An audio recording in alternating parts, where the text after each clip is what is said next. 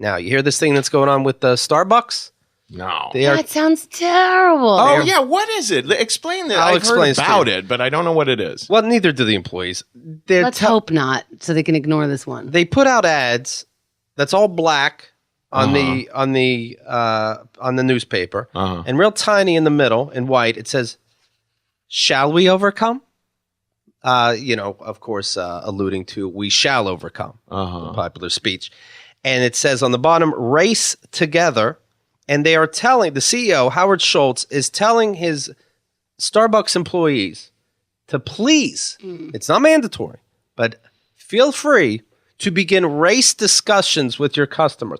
They can't spell my name right, but we're going to have race discussions. Please start race discussions while they're handing you your coffee. Somehow Sean has an I in it when they write it, but they're going to be able to have a race discussion that won't go to a bad place. I don't want to have any discussion. If they can come up with sign language so I don't have to turn off my headphones, I would prefer that. Yeah. Why do I want to speak to you? There's a line behind me. No matter what, you're not moving fast enough. It's fucking coffee. Move it. The employee might write "race together" on your cup, and as a customer, you could know that's them opening up a dialogue. And I tried this today, as a matter of fact. You did? To a African American gentleman, and I said, "I have black friends, and they call me their nigga.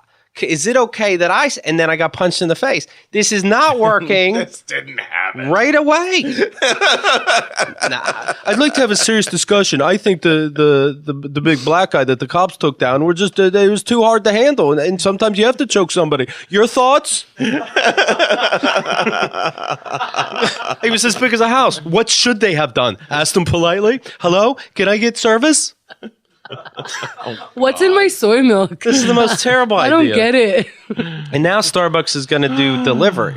They're starting in New York. They're going to then do it in Seattle. I just came. Yeah. But I understand you can sit them down. They have to have a race discussion with you. Wow, yeah, that would make more sense. Come on in and let's sit for a half hour talking over our tea. If we're sitting down, I want to talk about why my coffee is cold once you got here, because that's the whole point. Hey, guys, did you hear about the race together thing we're going to do? And then one employee is like, I love it! I love it! I came into this business for this kind of stuff. Right. I actually want to talk to you about that Selma movie. And then another employee comes over and goes, I got this one. I'm very excited. Kevin goes in and goes, I'm very into Asian dudes. Let's chat. Right. right. Not what they had in mind. It's any race, right? It's anything about the race. Holy shit. What manager go? I mean, a manager has to tell their employees, like, yeah, I saw it too. Sorry. I guess we don't have to do it.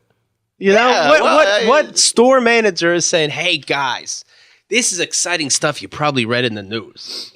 On your way to work. Right. We have a checklist for you on how to clean the cappuccino machine that you have to initial each step every day. But I'm going to trust you to have a race discussion with a total stranger that may or may not be waiting for you after work.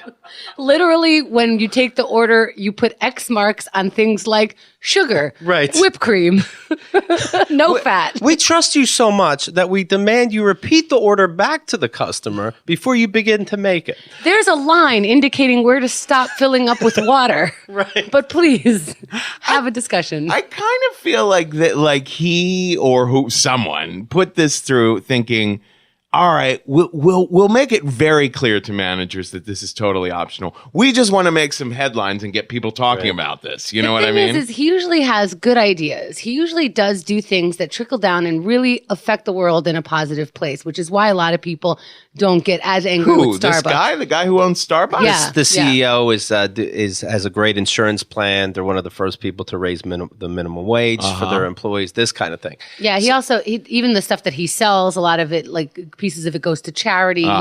He's socially conscious. Yeah. This is just ridiculous. Yeah, right. This is next level stuff that no one's ready for. I mean, you have this employee that's too excited to give his opinion on a race discussion, and the manager, what if the manager doesn't agree? He just lets it go? Like, that's ridiculous what you're saying, but that's what dialogue's all about. Right. You know what? Right. It would have been better for him if he just said, everyone gets a podcast. Right. I'll promote it all for you. Right. I remember one time we were trying to get an Airbnb for when we were in LA.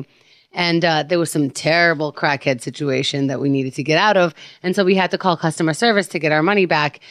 And on hold, we were listening to possibly the worst music. Not because it's hold music, it was just terrible music.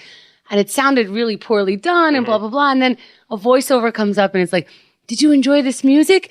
It's by all our employees. Yeah, that is Airbnb's very own Susie Smith. Yeah. Susie wants a big career in music. Are you a music guy? Call her. They are less misguided than this Starbucks thing. Right. Oh, there's the one employee that's just way too eager. I'm ready. He's early. He's like, race. Who wants to talk race? I'm studying up.